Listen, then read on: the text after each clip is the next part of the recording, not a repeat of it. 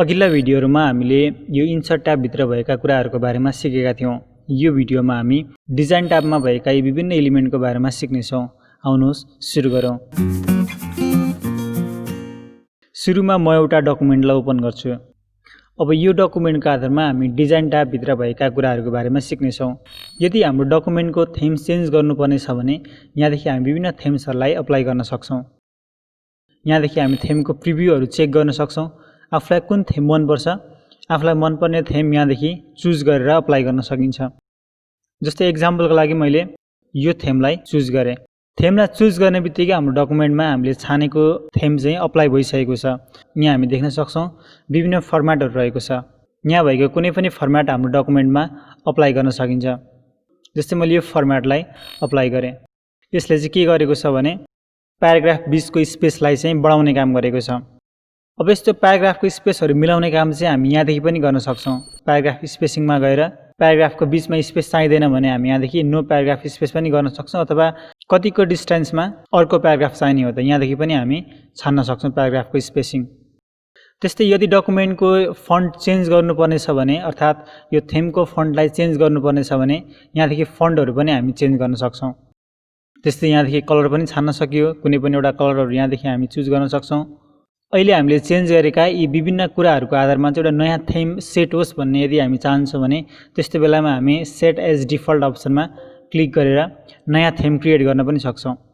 यसरी हामी यो थीमको अथवा डकुमेन्ट फर्म्याटिङको प्रयोग गर्न सक्छौं। अब हामी आउँ वाटरमार्कमा। यो डकुमेन्टमा चाहिँ हामीले वाटरमार्क अप्लाई गर्नुपर्ने छ भने हामी यहाँदेखि वाटरमार्कलाई अप्लाई गर्न सक्छौं। वाटरमार्कको प्रयोग चाहिँ कस्तोमा हुन्छ त त्यसको एउटा एक्जाम्पल हेरौं। मैले यहाँनिर एउटा लोकसेवा आयोगको फर्मलाई ओपन गरेको छु। यो फर्मको यता पछाडिपट्टि हामी देख्न सक्छौं लोकसेवा आयोग भनेर वाटरमार्क अप्लाई गरिएको छ।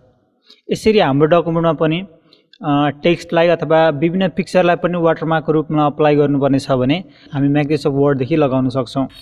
त्यसको लागि चाहिँ सुरुमा वाटरमार्कमा क्लिक गर्ने। त्यसपछि यहाँ स्याम्पल रहेको छ, कन्फिडेन्शियल, डु नट कपी भन्ने यहाँ 4 किसिमको स्याम्पलहरु हामीलाई देखाएको छ। अब जस्तै कन्फिडेन्शियल भन्ने अप्सन डाइरेक्ट लगाउनु पर्ने छ भने यसमा क्लिक गरेर हामी अप्लाई गर्न सक्छौं। हाम्रो डकुमेन्टको पछाडिपट्टि कन्फिडेन्शियल भनेर आएको छ। यदि हाम्रो कम्पनीको नाम अथवा लोगोहरुलाई चाहिँ वाटरमार्क रूपमा लगाउनु पर्ने छ भने चाहिँ के गर्ने त त्यसको लागि फेरि वाटरमार्कमा क्लिक गर्ने।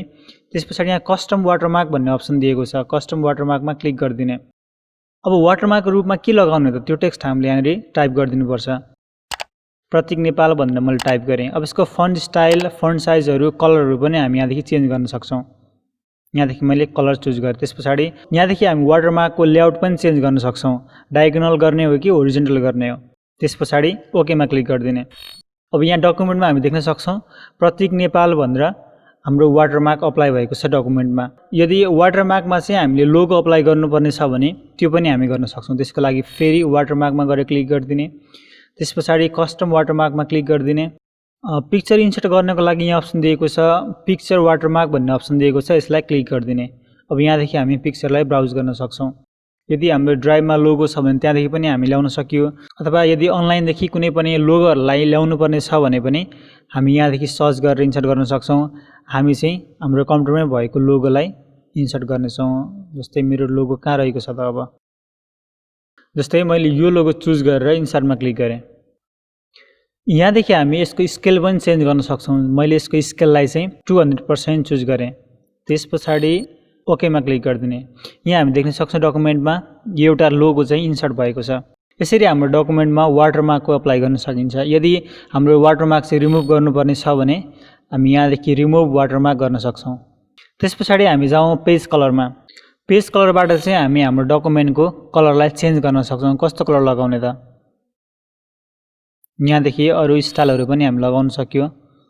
ग्रेडियन्ट, टेक्सचर, प्याटर्न, पिक्चर के लगाउने हो त हामी यस्ता कुराहरु पनि लगाउन सक्छौं। जस्तै एक्जाम्पलको लागि मैले यहाँ एउटा टेक्सचर अप्लाई गरे। यो टेक्सचर चुज गरे। त्यसपछि ओके।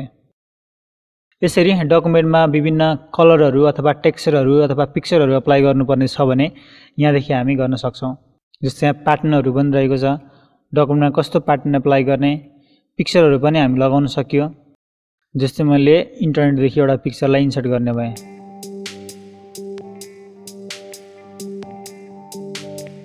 यसरी हामी हाम्रो डकुमेन्टको ब्याकग्राउन्डलाई चेन्ज गर्न पनि सक्छौं। अब यदि हामीलाई ब्याकग्राउन्ड चाहिँदैन भने चाहिँ यहाँ गएर नो कलरमा क्लिक गर्न सक्छौं। त्यस्तै अर्को अप्सन रहेको छ पेज बोर्डर। डकुमेन्टमा चाहिँ हामीलाई पेजको बोर्डर चाहिएको छ भने यहाँदेखि हामी बोर्डरहरू लगाउन सक्छौं। जस्तै यो डकुमेन्टमा हामी एउटा एक्जाम्पल हेरौँ।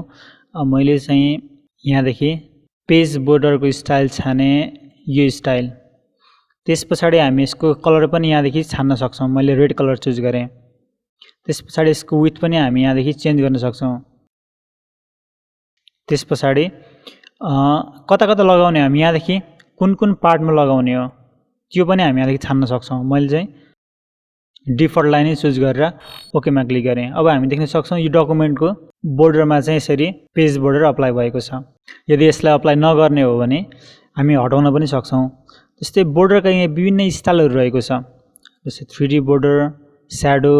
जस्तै मैले स्याडोलाई अप्लाई गरेँ, ओके गरिदिने। हामी यहाँनिर देख्न सक्छौं बोर्डरको स्याडो अप्लाई भएको छ। यसरी हामी हाम्रो डकुमेन्टमा watermark, page colour, page border तथा थीमको पनि प्रयोग गर्न सक्छौं। अब अर्को भिडियोमा हामी लेआउट ट्याबसँग सम्बन्धित विभिन्न कुराहरूको बारेमा सिक्नेछौं।